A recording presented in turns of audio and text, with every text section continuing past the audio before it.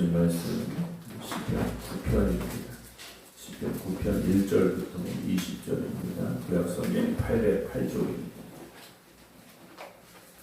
구약성경 808쪽 시편 9편입니다. 내가 전심으로 여호와께 감사하며 주의 모든 기이한 일들을 전하리이다. 내가 주를 기뻐하고 즐거워하며 지존하신 주의 이름을 찬송하리니 내 원수들이 물러갈 때 주 앞에서 넘어져 망함이니이다. 주께서 나의 의와 송사를 변호하셨으며 보좌에 앉으사 의롭게 심판하셨나이다. 이방 나라를 책망하시고 악인을 멸하시며 그들의 이름을 영원히 지우셨나이다. 원수가 끊어져 영원히 멸망하였사오니 주께서 무너뜨린 성읍들을 기억할 수 없나이다.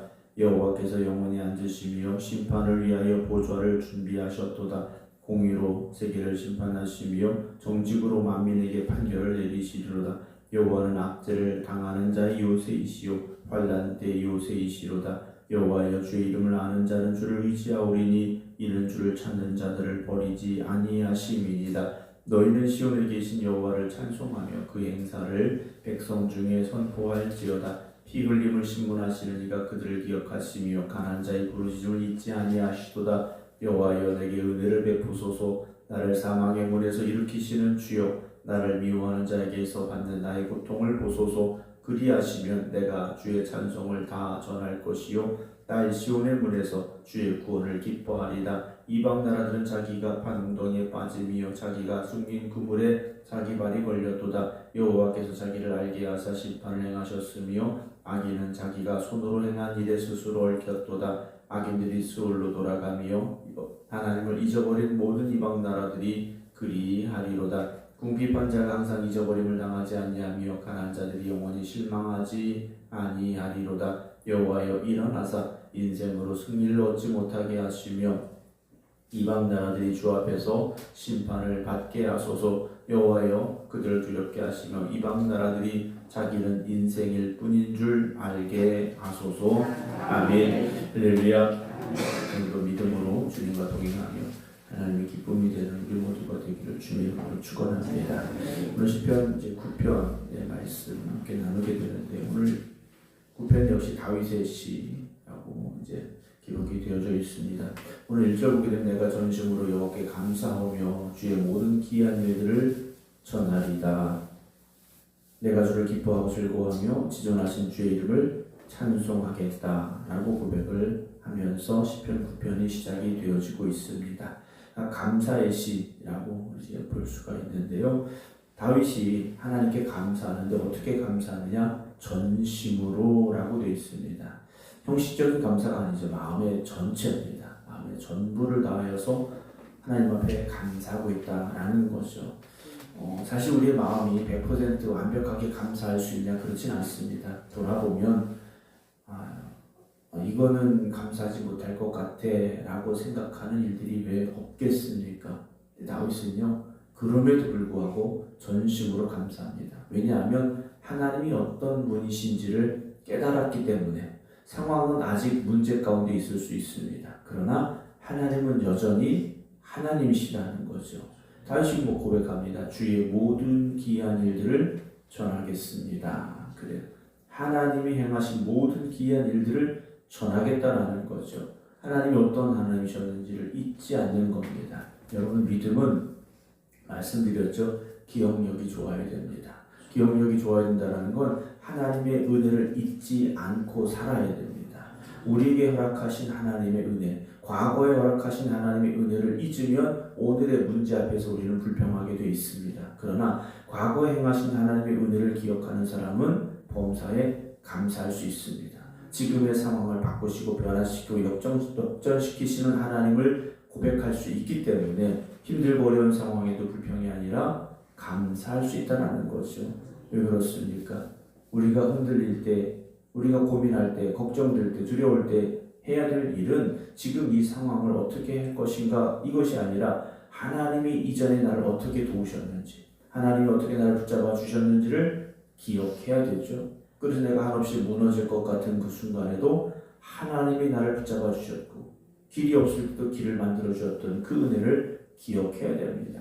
그래서 감사는 오늘 나의 문제가 해결되는 것을 시작하는 것이 아니라 나의 기억 속에서 계속되어지고, 그리고 그 감사는 오늘 하나님을 향한 찬양으로 이어질 수 있어야 됩니다. 그래서 2절에 내가 주를 기뻐하고 즐거워하며 주전하신 주의 이름을 찬송하겠다라고 말하죠. 3절입니다. 내 원수들이 물러갈 때 주 앞에서 넘어져 망함이니라 라고 되어 있어요. 왜 그런 일들이 일어납니까? 주 앞에서 넘어져 망하는데 하나님의 심판이 있기 때문이라는 거죠. 하나님은 어디에 앉아 계십니까? 4절에 보면 나의 의와 송사를 병하셨으며 보좌에 앉으사 그랬습니다.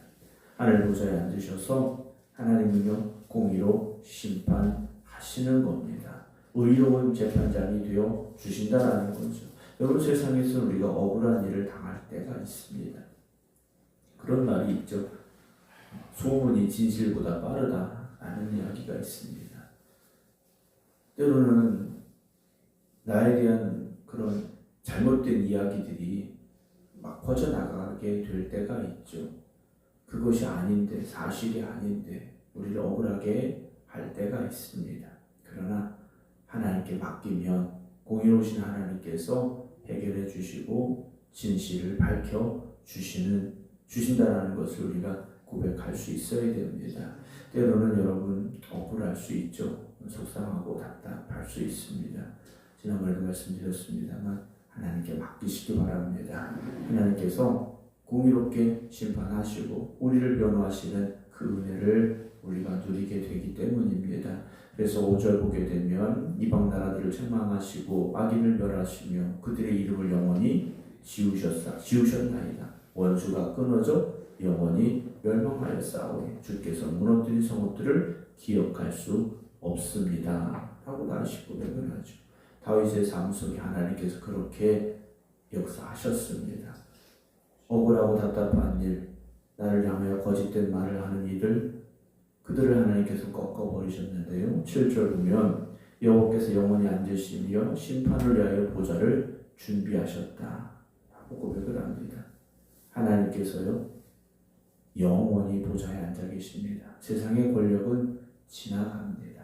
여러분, 대통령도 5년이면 바뀌게 되어 있습니다. 지자체 3년, 4년 그거밖에 안 되지 않습니까? 여러분, 그러나 하나님은 영원하십니다. 하나님 오늘도 살아계시고요 영원한 하나님이십니다. 눈앞의 일들을 보고 낙심하지 마시고 영원한 하나님의 보좌를 바라보시기 바랍니다. 8절에 공의로 세계를 심판하시며 정직으로 만민에게 판결을 내리시지 않습니까? 여호와는 압제를 당하는 자의 요새가 되시고 환난 때의 요새가 되십니다. 여호와의 주의 이름을 아는 자는 주를 의지하오니 이는 주를 찾는 자들을 버리지 않으시기 때문이다 라고 말하죠. 하나님은요 압제를 당하는 자의 요새, 환난 때의 요새라고 고백을 합니다. 요새는 어떤 곳입니까? 높이 위치해 있는 곳, 안전한 곳, 피할 수 있는 곳, 숨을 수 있는 곳, 그곳이 요새라는 거죠. 여러분, 하나님이 바로 우리의 요새가 되어주십니다. 상처 입은 사람이 정말로 자기 힘으로 살아갈 수 없는 연약한 이들이, 또는 상처받은 이들이, 아픔을 당한 이들이, 두려워하는 이들이 피할 곳, 그곳이 바로 하나님 품입니다. 오늘 이 새벽 여러분들이 그 하나님 품 안에 거하시기 바랍니다. 세상은 여전히 우리를 힘들고 어렵게 합니다. 그러나 하나님 품 안에서 여러분 안식을 누리시기 바랍니다. 주의 이름을 아는 자는 주를 의지할 수밖에 없습니다. 그렇죠? 우리 하나님의 은혜를 체험한 사람은요 더욱더 하나님을 의지할 수밖에 없습니다. 하나님의 신실하심을 고백하는 사람은요 그 하나님께 피할 수밖에 없습니다. 하지만 세상의 사람들은 어떻습니까? 자기 힘이 요새라고 말합니다. 돈이 요새라고 말합니다. 권력과 지위가 요새라고 말합니다. 그러나 시간이 지나면 다 지나갈 것들이고 무너질 것들입니다. 오늘도 마음에 아픔이 있고 고통이 있고 두려움이 있고 걱정이 있습니까? 다른 사람에게 말하지 못할 아픔과 상처가 있습니까? 어떻게 지난 날을 버티기는 버텼지만 오늘 또다시 흔들리고 무너지려고 합니까? 여러분, 하나님께 나아가시기 바랍니다. 주의 이름을 아는 자는 주를 의지하죠. 이는 주를 찾는 자들을 주께서 버리지 아니하시기 때문이다. 라고 고백하고 있습니다. 11절입니다. 너희는 시온에 계신 여호와를 찬송하며 그 행사를 백성 중에 선포하라 라고 다시 고백을 하고 있습니다. 하나님은요 우리의 찬송을 받으실 분인데 피 흘림을 신문하시는 이가 그들을 기억하시며 가난한 자의 부르짖음을 잊지 아니하신다 그랬습니다.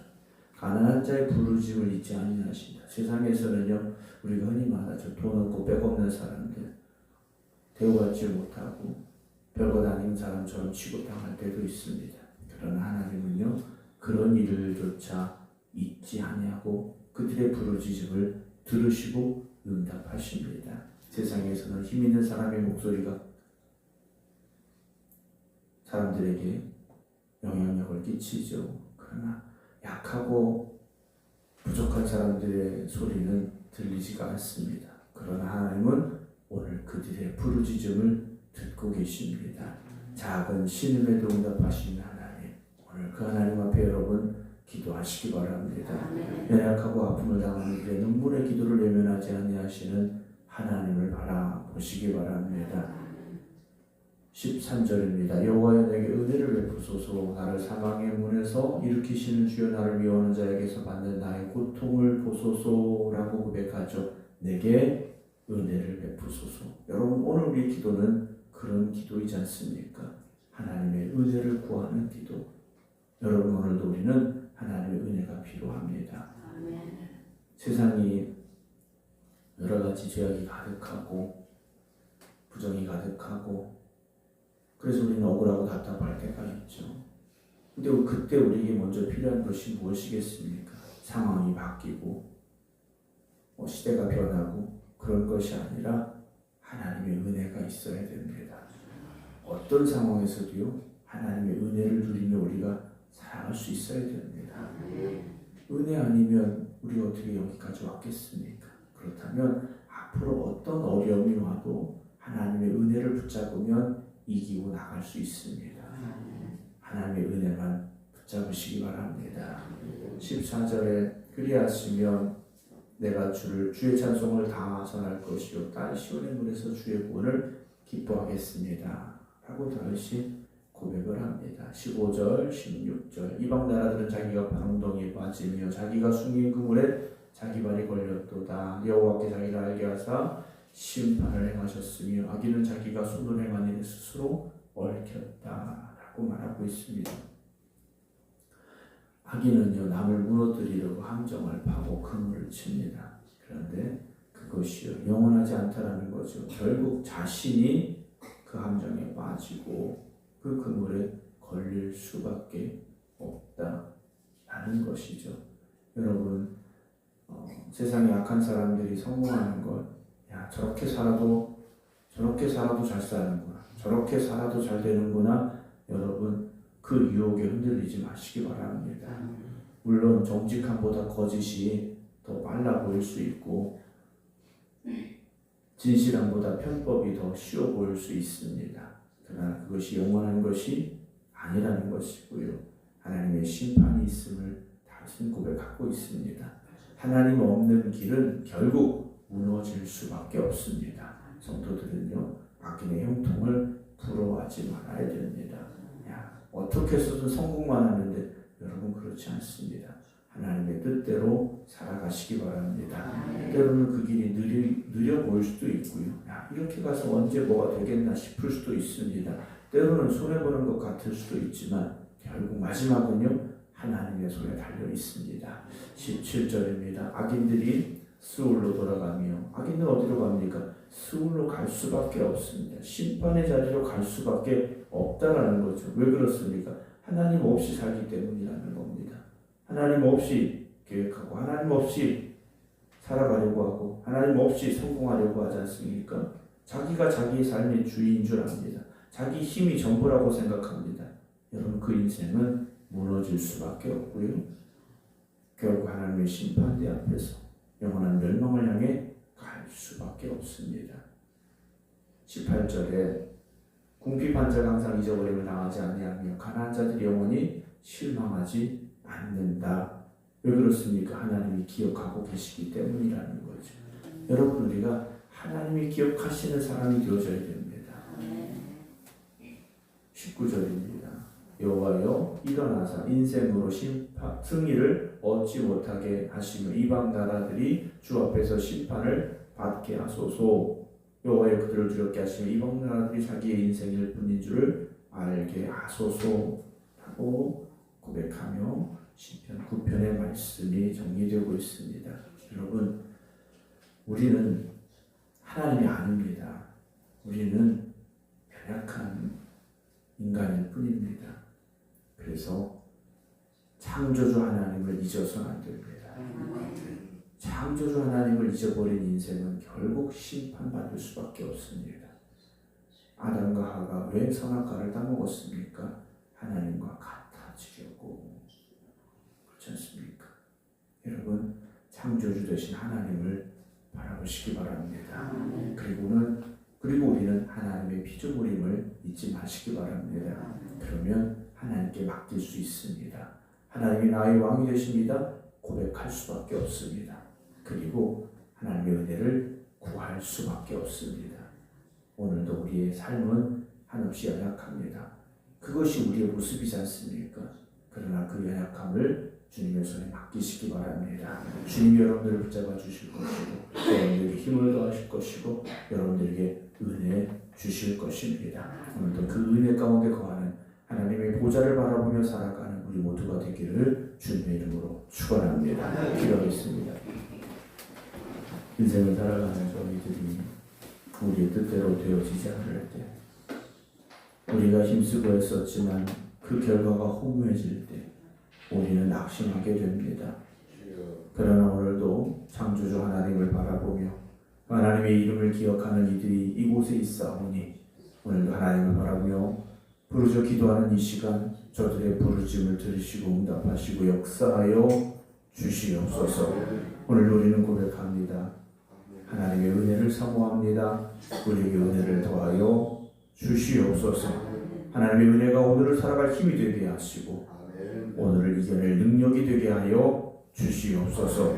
이제는 우리 주 예수 그리스도의 은혜와 아버지 하나님의 극진하신 사랑하심과 성령님의 감동 감화 교통 역사하심이 오늘도 하나님의 은혜를 사모하며 이 새벽 기도드리는 모든 성도들 위해 이제부터 영원토록 함께 하시기를 간절히 축원하옵나이다. 아멘.